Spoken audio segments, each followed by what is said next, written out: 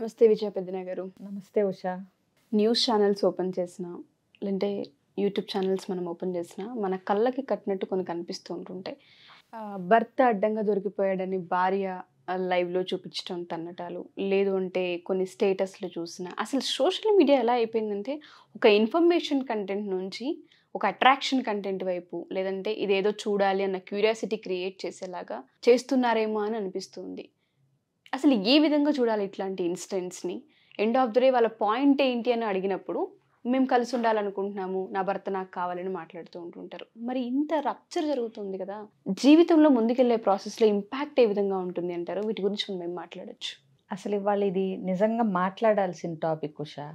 ఎందుకంటే భార్యాభర్తలు అన్నాక పోనీ ఇన్ఫ్యాక్ట్ ఆ మ్యాటర్కి ఏ రిలేషన్షిప్లో అయినా, సో మనం ఇప్పుడు భార్యాభర్తల గురించి మాట్లాడుతున్నాం కాబట్టి దీని వరకు చూసుకున్నా ఆర్గ్యుమెంట్స్ అవుతాయి. అసలు గొడవలు, చిన్న చిన్న అలకలు, పోట్లాటలు లేకుండా ఒక రిలేషన్షిప్, ఒక భార్యాభర్తల బంధం ఉంటుంది అంటే అది అంటే ఇక అతిశయోక్తి లేకపోతే నమ్మశక్యం కానీ తప్పితే అసలు అది అసాధ్యం. చిన్నదో పెద్దదో ఒక మాట అనుకోవటం లేకపోతే విమర్శించటం అసలు ఇవన్నీ కామన్. బట్ దీనిలో ఒక అండర్స్టాండింగ్ ఉంటుంది. అంటే ఎట్లా గొడవలు పడతారు జనరల్గా పడాలి అంటే, భార్యాభర్తలు ఇద్దరు ఒక టీము, సిచ్యువేషన్ ఒక టీము, దాన్ని ఎట్లా సాల్వ్ చేయాలి ఈ సమస్యని అనటంలో వీళ్ళకి భిన్నాభిప్రాయాలు ఉండొచ్చు, దాని గురించి మాట్లాడుకోవచ్చు, ఆర్గ్యూ చేసుకోవచ్చు. అంటే ఇక్కడ వీళ్ళిద్దరు అపోనెంట్స్ కాదు, ప్రాబ్లమ్ ఈజ్ ద అపోనెంట్ అని నేను చాలాసార్లు చెప్పాను. అర్థమైందా? ఇది ఒక రకం. ఇప్పుడు వీళ్ళకి ఈ మీడియాని అడ్డం పెట్టుకుని ఇప్పుడు ఎవరో నాకు ఒక వీడియో పంపించారు. దానిలో ఏంటంటే ఫైనల్గా అమ్మాయి ఏం చెప్పింది అంటే, నాకు నా భర్త కావాలంది. బట్ వీడియో అంతా మనం చూస్తే ఏంటంటే డిఫరెంట్గా, అంటే రెడ్ హ్యాండెడ్గా పట్టించి కొట్టేసి, అందరూ కలిపి కొట్టేసి, అతను చేసిన డెఫినెట్గా 100% తప్పే. బట్ నువ్వు కావాలనుకుంటున్నప్పుడు డీల్ చేయాల్సింది మీడియా ఎందుకు వచ్చింది మధ్యలో? ఇదొకటి. ఎవరికి ఏం ప్రూవ్ చేయాలనుకుంటున్నావు? ఇదొకటి. పోనీ ప్రూవ్ చేసి అతను వదిలించుకుందాం అనుకుంటున్నావా? లేదు, మళ్ళీ కావాలంటున్నావు. ఇప్పుడు ఇంత రచ్చ అయిపోయిన తర్వాత ఏ మొహం పెట్టుకుని అని అతను అనుకునే అవకాశాలు ఉంటాయి. ఇప్పుడు ఇంకొకళ్ళు చూస్తే స్టేటస్లు, నువ్వు అన్నావు స్టేటస్లు, ఈ స్టేటస్లు ఇంకా దరిద్రం. ఏంటంటే వాళ్ళు చెప్పాలనుకున్నది చెప్పలేక ఆ వాక్యాలని, వాటి రిలేటెడ్ స్టేటస్ని పెడతారు. కరెక్ట్గా భార్య భర్తకో, భర్త భార్యకో అర్థం అవ్వాలని చెప్పి. ఇప్పుడు అంత అమాయకులు ఎవరు ఉంటారు? స్టేటస్ నీ భర్త ఒక్కళ్ళే, భార్య ఒక్కళ్ళే చూడరు కదా, అందరు చూస్తారు. చూసిన పెట్టింది భర్త కోసమో, భర్తని అంటే టార్గెట్గా చేసుకుని పెట్టిందే ఆ స్టేటస్, భార్యని టార్గెట్ చేసుకుని పెట్టిందే అని తెలవంది ఎవరికి? ఓన్లీ మీ భర్త భార్యో చూస్తారా? అందరు చూస్తారు. చూసినప్పుడు ఏమవుతుంది? నలుగురిలో ఇది. రేపొద్దున నువ్వు నీ భర్త కలుస్తారు. బట్ ఈ స్టేటస్ల ఎఫెక్టు, ఈ మీడియాల ఎఫెక్టు, ఈ వీడియోల ఎఫెక్టు, ఈ ఇన్స్టాగ్రామ్ రీల్స్ ఎఫెక్టు, ఇవన్నీ మీరిద్దరూ మర్చిపోతారా? ప్లస్ మీ ఇద్దరి మధ్య గొడవలు ఉంటే మీడియా ద్వారా పరిష్కరించుకోవటం ఏంటి? అయితే పెద్ద మనుషులతో పరిష్కరించుకోవాలి, తల్లిదండ్రులను పిలిచి పరిష్కరించుకోవాలి. అసలు ఫస్ట్ ఆఫ్ ఆల్ అన్నిటికంటే ఉత్తమం మీ ఇద్దరు కూర్చుని మాట్లాడుకోవాలి. కుదరకపోతే మాలాంటి వాళ్ళ దగ్గరికి రావాలి. అవునా? ఇది వదిలేసి ఇంకొకటి, ఇది ఒక రకం.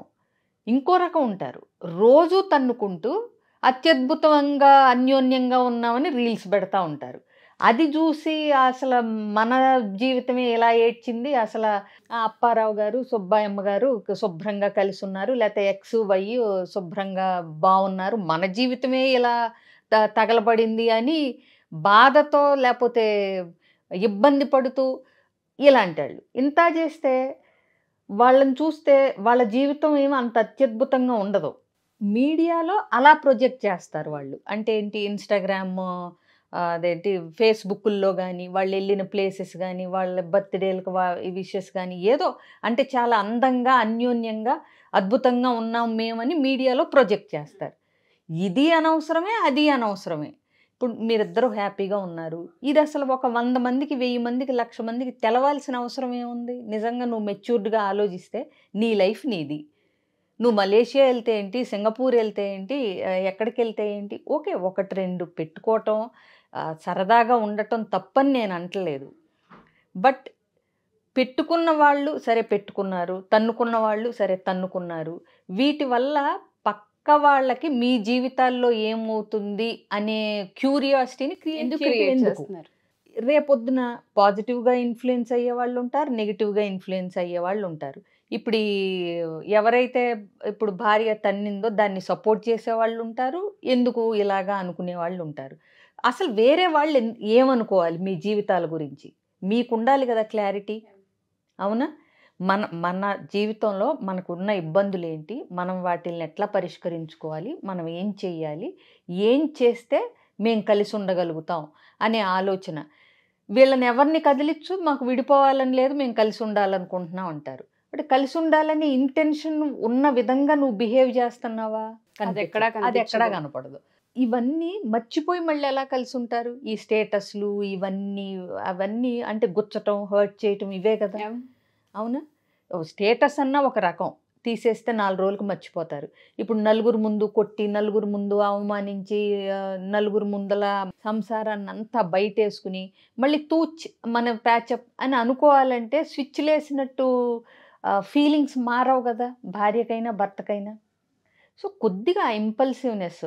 ఇంకొకటి, నువ్వు వద్దనుకున్నావా సరే, నువ్వు ఏదన్నా చెయ్యి, ఎగ్జాంపుల్గా నిలబడు. అంటే for example extra marital affair ఉన్న భర్తని రెడ్ హ్యాండెడ్గా పట్టించి నువ్వు వద్దనుకున్నావు అనుకో, ఓకే, అలాంటి వాళ్ళకి ఏంటంటే ఓకే బుద్ధి చెప్పేలాగా చేయొచ్చు. బట్ నువ్వు కలిసి ఉండాలని ఇంటెన్షన్ ఉన్నప్పుడు రచ్చరచ్చ చేసుకుని కాదు నాకు కావాలి అని అంటే రెండిటికి అలైన్మెంట్ ఉండట్లేదు. అంటే నీ ఉద్దేశానికి నీ ప్రవర్తనకి పొంతన ఉండాలి కదా. ఏ విషయానికైనా ఉషా, ఇప్పుడు కట్టాలంటే ఒకలాగా చేయాలి, పడగొట్టాలంటే ఒకలాగా చేయాలి. నువ్వు పడగొట్టేవన్నీ చేసి నేను కడుతున్నాను, బిల్డ్ చేస్తున్నాను, రిలేషన్షిప్ బిల్డ్ చేసుకుంటాను అంటే ఎట్లా? సో అందుకని మీడియాని వాడుకోవటంలో కూడా ఒక విజ్ఞత ఉండాలి. మీడియాని వాడుకోవచ్చు, సోషల్ మీడియాలో ఫొటోస్ పెట్టుకోవచ్చు, ఎంజాయ్ చేయొచ్చు, దానికి ఓ లిమిట్ ఉండాలి.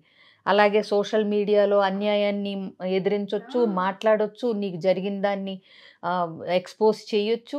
కానీ అది ఏ ఉద్దేశంతో చేస్తున్నావు అన్నదాన్ని బట్టి అది ఎంతవరకు చెయ్యాలి, ఎలా చెయ్యాలి అనేది ఒక ఆలోచన, ఒక పాడు, ఒక పద్ధతి, ఒక ప్రాక్టికాలిటీ ఉండాలి, ఒక జరిగేలాగా ఉండాలి, నువ్వు అనుకున్నది జరిగేలాగా. ఏ రిలేషన్ అయినా సరే వైఫ్ అండ్ హస్బెండ్ ఎక్కువగా మనం చూస్తూ ఉన్నాం కాబట్టి కలిసి ఉండాలి అన్న భావన నిజంగా మనసులో ఉంటే అయితే పేరెంట్స్ హెల్ప్ లేదా స్టేషన్స్, న్యాయస్థానాలు న్యాయం ఉంటూ ఉంటుంది. అటువైపుగా వెళ్ళి సార్ట్ అవుట్ చేసుకునే అవకాశం చాలా ఎక్కువగా ఉంటుంది. లేదు ఎక్స్ట్రా మ్యారిటల్ అఫేర్ ఇది చాలా పెద్ద తప్పు, ఇంకా నేను ఉండాలనుకోవట్లేదు అనుకున్నప్పుడు నువ్వు 10 మందికి ఇన్స్పిరేషన్ అయ్యేలా ఇలాంటివి అరికట్టొచ్చు, మనం ఈ విధంగా బుద్ధి చెప్పేలా మీడియాని వాడొచ్చు. కానీ జనాలకు ఒక క్యూరియాసిటీని కల్పించేసి, అటు యూట్యూబ్ ఛానల్స్లో చూసుకున్న చాలామంది యూట్యూబర్స్ చేసే పని కూడా ఇలాగే ఉంటూ ఉంటుంది. పర్సనల్ లైఫ్ అంతా పెట్టేస్తూ ఉంటుంటారు, తీసుకొచ్చి కామెంట్స్ ఏదైనా పెడితే మళ్ళీ ఒప్పుకోరు వాటికి. ఇప్పుడు పర్సనల్ లైఫ్ని నువ్వు బట్టబయలు చేసుకుని అందరికీ పుస్తకం తెరిచేశాక ఎవరిష్టం వచ్చిన కామెంట్ వాళ్ళు చేస్తారు. అది పబ్లిక్ ప్లాట్ఫామ్. మళ్ళీ నువ్వు ట్రోలింగ్కి గురవుతున్నాను, నెగిటివ్ కామెంట్స్ వస్తున్నాయి, ఇవన్నీ అనటానికి ఇంకా ఛాన్స్ లేదు. బికాస్ నువ్వే బహిరంగంగా అన్ని పరిచేసావు జీవితాన్ని. సో ఒక గుట్టు, ఒక మట్టు, ఒక అంటే బెట్టు అన్నీ ఉంచుకుని ఎలా సాల్వ్ చేసుకుని కలిసి ఉండాలి అనుకుంటే అది వేరే రకం. భర్త పెట్టే పోస్టులు భర్త పెట్టి, భార్య పెట్టే పోస్టులు భార్య పెట్టి, ఇద్దరూ కలిసి జనాలకు ఎంటర్టైన్మెంట్ ఇచ్చి కానీ మేము కలిసి ఉంటామంటే, మీరు అన్నట్టుగానే రప్చర్ చేసుకుని రేపటి రోజున ప్యాచ్ అవ్వాలన్నప్పుడు వీటి ఇంపాక్ట్ పిల్లల పైన. ఎగ్జాక్ట్లీ. ఇంకొకటి, ఇప్పుడు తప్పకో మనసొప్పకో వేరే దారి లేకో కలిసి ఉండటం వేరు. నిజంగా మనస్పర్ధల్ని తుడిచేసి ఫ్రెష్గా ఇద్దరు ఏమన్నా మిస్టేక్స్ చేస్తే అవి ఏంటో తెలుసుకుని మళ్ళీ రిపీట్ అవ్వకుండా మేమిద్దరం కలిసి ఉంటాం చక్కగా, మాకు ఒకళ్ళకి మీద ఒకళ్ళకి ప్రేమ ఉంది, తప్పులు జరిగినాయి, తెలియకో చేసాము, వాటిని ఎలా కరెక్ట్ చేసుకుని ముందుకెళ్ళాలి అని ప్రేమతో, రెస్పెక్ట్తో, కమిట్మెంట్తో, ట్రస్ట్తో ముందుకెళ్ళటం అది వేరు. దానికి ఈ బహిరంగపరచటాలు, బట్టబయలు చేసుకోవటాలు, ప్రూఫ్లు ఇవన్నీ అవసరంలా. సంసారాలు చేసుకోవటానికి, చక్కగా కలిసి ఉండటానికి ప్రూఫ్లు ఏం అక్కర్లేదు.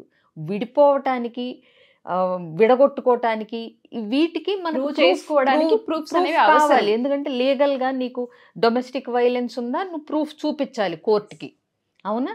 మీ ఇద్దరికి తెలిసినప్పుడు ఎవరి మనస్సాక్షి వాళ్ళకు ఉంటుంది. At the end of the day Usha, ఒప్పుకున్నా ఒప్పుకోపోయినా అవునా, కలిసి ఉండటానికి మీ ఇద్దరు అండర్స్టాండింగ్, మీ ఇద్దరు అభిప్రాయాలు ముఖ్యంగానే అప్పుడు ప్రూఫ్ లక్కర్లా. నీదే తప్పు నేను రైటు, మనం కలిసి ఉండాలంటే నువ్వు మారు. వీటికి కూడా ఈ మధ్య ఇదొకటి, అందరూ రికార్డింగ్స్ పెట్టుకుంటున్నారు గొడవలు అయినప్పుడు. సో ఎందుకంటే రెండో వాళ్ళు ఒప్పుకోరు, నువ్వు గొడవ పడరావు, అనవసరంగా నాతో ఆర్గ్యూ చేస్తున్నావు, దీనికే ఇంట్లో మాట్లాడి నేను ఎప్పుడు చేశాను అంటారు ఒకళ్ళు మూర్ఖంగా. లేకపోతే ఎందుకైనా కానీ ఇది కూడా మంచో చెడుకో ఇవి కూడా రికార్డ్ చేసుకుంటున్నారు. మీడియా అనేది అదే అంటుంది, ఇప్పుడు నిప్పు రవ్వని మనం వంట వండటానికి వాడుకోవచ్చు, ఇల్లు కాలటానికి వాడుకోవచ్చు. ఎలా వాడుకుంటారు అనేది మన విజ్ఞతను బట్టి ఉంటుంది. ఎగ్జాక్ట్లీ అది. సో ఏదేమైనా మీరు చెప్పింది పాయింట్లో నాకు ఒకటి బాగా నచ్చింది, కలిసి ఉండాలి ఎండ్ ఆఫ్ ద డే అనుకున్నప్పుడు. కలిసి ఉండాలనుకునే వాళ్ళకి మీడియా అవసరం లేదు, ఒకటే వాక్యం. మీడియా సహాయంతో పాజిటివ్గా వాడుకుని కూడా వాడుకోవచ్చు. బట్ ఏదైనా మీడియా అక్కర్లా, మనుషులు సరిపోతారు. వాళ్ళు పేరెంట్స్, కౌన్సిలర్స్ వీళ్ళు సరిపోతారు కలిసి ఉండాలని అనుకుంటే. థ్యాంక్ యూ విజయ్ గారు, thank you so much. Suman టీవీలో మీ పర్సనల్ అండ్ బిజినెస్ ప్రమోషన్స్ కోసం కింది నెంబర్కి కాంటాక్ట్ చేయండి.